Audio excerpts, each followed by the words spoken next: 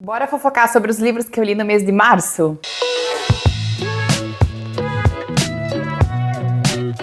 Oi pessoal, tudo bom? Eu sou a Cat, sejam todos muito bem-vindos de volta aqui ao canal. Tô super feliz de estar com vocês em mais um vídeo. Pra quem não me conhece ou pra quem chegou aqui hoje, o canal fala basicamente sobre suspense, thriller, literatura policial. Então, se essa é a sua vibe, se é o que você gosta, já fica por aqui. E aos que já conhecem o canal, sejam muito bem-vindos de volta. Hoje é aquele vídeo onde eu conto pra vocês um pouquinho do que foi o meu mês anterior, faço um resumão de tudo que eu li. E eu tenho hoje 9 leituras pra mostrar pra vocês. O mês de março foi muito bom, eu nem tinha percebido que eu havia lido tanto. Até o momento em que eu fui editar o vlog do mês de março, né, o vlogão. E lá no vlogão eu percebi que eu tinha lido bastante e nem percebi, o que na minha opinião foi ótimo. O que eu sempre comento aqui, número não significa absolutamente nada. Então se você leu um livro só, tá feliz, é o que importa. Então eu vou comentar um pouquinho sobre cada uma das minhas leituras e as notas que eu dei pra elas. Por incrível que pareça, na verdade eu comecei o mês lendo um livro que não tava no meu radar, não tava na minha lista de leitura e nem nos desejados,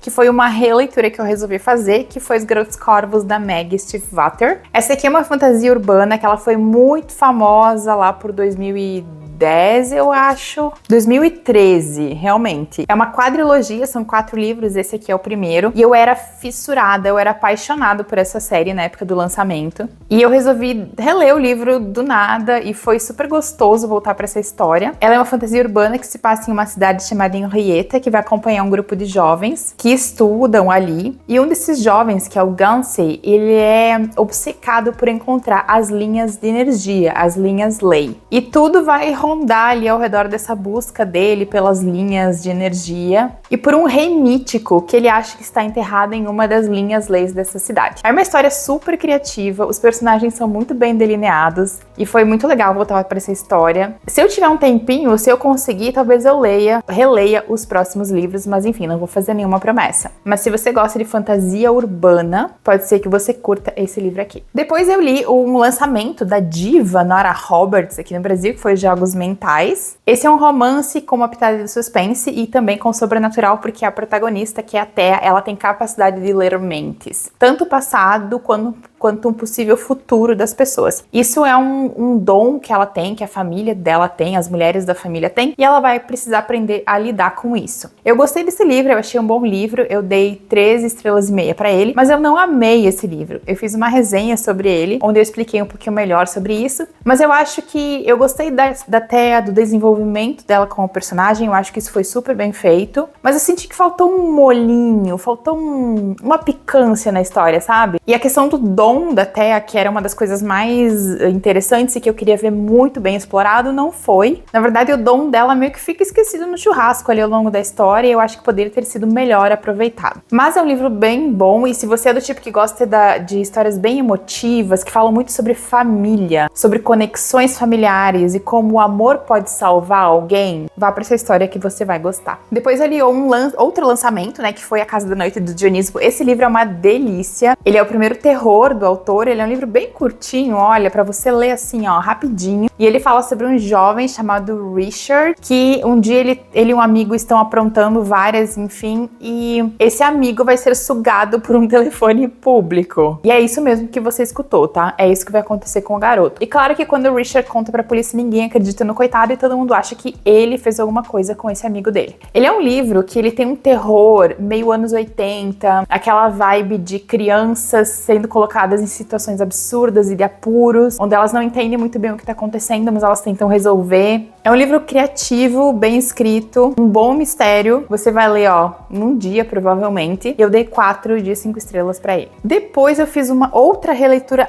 Aliás, eu estou percebendo agora que eu fiz 3 releituras dentro do mês, porque eu não tenho livros novos para ler, né? Eu tenho que reler livros que eu já li, mas enfim, é a vida. Então, eu fiz mais uma releitura, que foi O Colega de Quarto, do Victor Bonini. Esse livro eu havia lido lá em 2019, mas eu confesso para vocês que, como muita coisa pré-pandemia, eu esqueci completamente dessa história. Eu não lembrava nem sobre o assassino, sobre o vilão, não lembrava de nada, o que foi ótimo, porque foi como ler o livro pela primeira vez. Esse livro fala do Eric, que é um jovem que mora em São Paulo, e ele tá bem paranoico porque ele acha que tem alguém morando no apartamento dele sem que ele saiba. Ele vai procurar um detetive particular, que é o Conrado Bardelli, que é o protagonista do livro, mas ele e o Conrado ali não se entendem, o Conrado realmente acha que o caso dele não vale a pena pegar, sabe? Mas tudo muda quando o Eric vai ser encontrado morto, assim, logo depois, e o Conrado percebe que talvez a história desse rapaz tivesse algo realmente muito diferente e perigoso, e que talvez ele estivesse realmente numa situação que merecia ser investigada. Então ele vai começar a investigar, o Conrado é um detetive particular, e ele vai começar ali a andar pelo edifício onde o Eric morava, conversar com as pessoas que ele conhecia, e nós teremos aquele trabalho de detetive clássico de porta em porta, descobrindo as coisas mais minuciosas para resolver o caso. É um livro muito bem escrito, eu fiquei muito surpresa quando eu descobri que esse aqui foi o primeiro livro do Victor, e ele escreveu quando ele tinha 22 anos, publicou aos 22 anos de idade, porque ele é um livro muito consistente, tanto na criação dos personagens,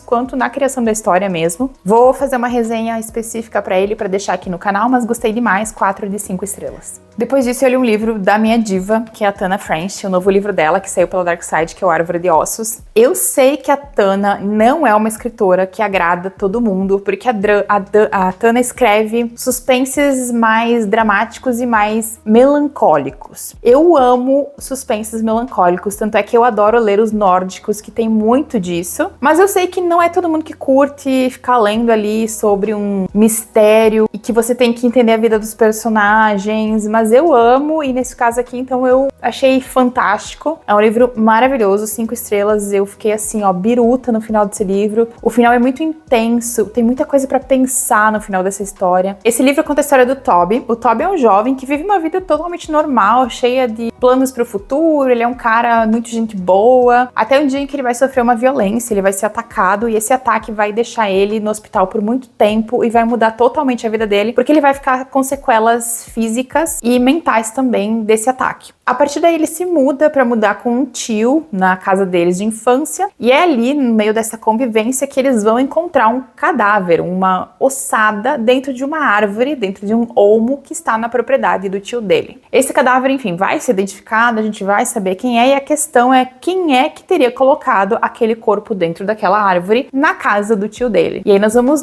ter toda a investigação acontecendo, eles vão ser interrogados, toda a família dele vai participar. E enquanto a gente acompanha esse mistério se desenvolvendo, a gente também acompanha os dramas dessa família, principalmente o relacionamento conturbado que o Toby tem com 2 primos. Então é uma mistura de suspense com mistério, com drama familiar, com uma pegada melancólica, enfim, é delicioso, eu amo. Eu me sinto, assim, muito imersiva nos livros da Tana, mas eu sei que não é todo mundo que gosta. Mas se você tem um gosto parecido com o meu, talvez você curta. Mas assim, fantástico, amei. Vou fazer resenha dele, mas eu ainda tô pensando um pouquinho sobre como estruturar melhor as minhas palavras. A terceira releitura que eu fiz no mês de março foi Orgulho e Preconceito, da minha outra diva, Jane Austen. Eu sou uma fã da Jane, amo tudo que ela escreveu. E essa releitura eu fiz porque eu entrei em uma leitura coletiva lá do perfil Senhora Bennett, e essa aqui é uma leitura coletiva que eu amei muito fazer, porque ela foi uma leitura com materiais de apoio. Então, assim, é muito legal, e eu amo ler Austen com material de apoio e com informações adicionais, principalmente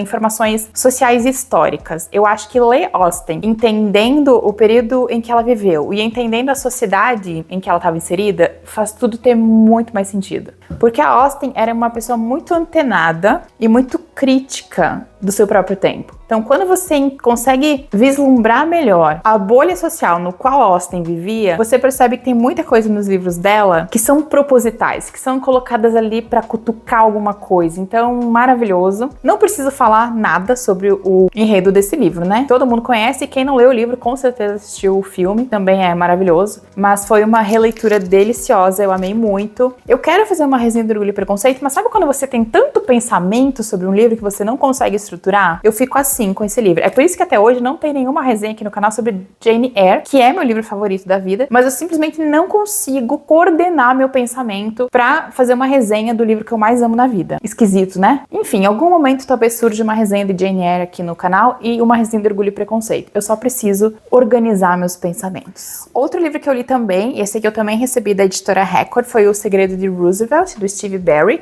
Foi meu primeiro contato com o autor. Esse aqui é o 10º livro de uma série chamada Cotton Malone, que acompanha um cara que ele era do governo, ele saiu e agora ele faz meio que uns bicos para uma agência governamental de espionagem. E eu gostei do livro, ele fala sobre um segredo do governo americano sobre o imposto, que meio que diz que o imposto talvez seja uma coisa ilegal. E parece que alguém dentro do governo conseguiu encontrar um documento que provaria isso, e a saga do livro é eles encontrarem essa pessoa, esse documento, para manter a paz nos Estados Unidos. Afinal, já imaginou se as pessoas descobrem que o imposto é ilegal? Caos, gritaria, confusão, né? Então eu curti muito as partes do livro que falavam sobre a história dos Estados Unidos e sobre os pais fundadores, é uma coisa que despertou muito mais a minha atenção. Já a trama do presente, que é a trama onde o Cotton Malone tá fazendo ali a sua perseguição desenfreada por essas pessoas e tal, eu já não senti uma conexão muito grande, até porque esse é o 10º livro, então eu me senti um pouco perdida no relacionamento desses personagens, porque está acontecendo já há muito tempo, e eu tava meio perdida ali no rolê, sabe quando você entra no bonde, senta na janela, mas não entende muito bem onde você tá? Eu fiquei assim. Mas, claro, deu pra entender tudo depois de um tempo, tá, gente? Depois que eu me acostumei, depois que eu entendi a dinâmica dos personagens, foi tranquilo, mas no início eu fiquei assim, meio barata tonta, olhando pra um lado, olhando pro outro, mas tudo fez sentido no final. Então eu gostei muito da parte histórica e achei a parte do presente legal. Eu acho que nesse caso aqui, eu teria que ler desde o primeiro livro, ou pelo menos mais livros, pra poder me conectar melhor com os personagens. Eu não sei se alguém aqui que me segue já leu essa série, gosta dessa série, comenta aqui pra mim se vale a pena eu ir atrás dos outros livros ou não, se é difícil de conseguir. Me deem uma dica. Pra esse livro aqui, eu dei 3,5 estrelas.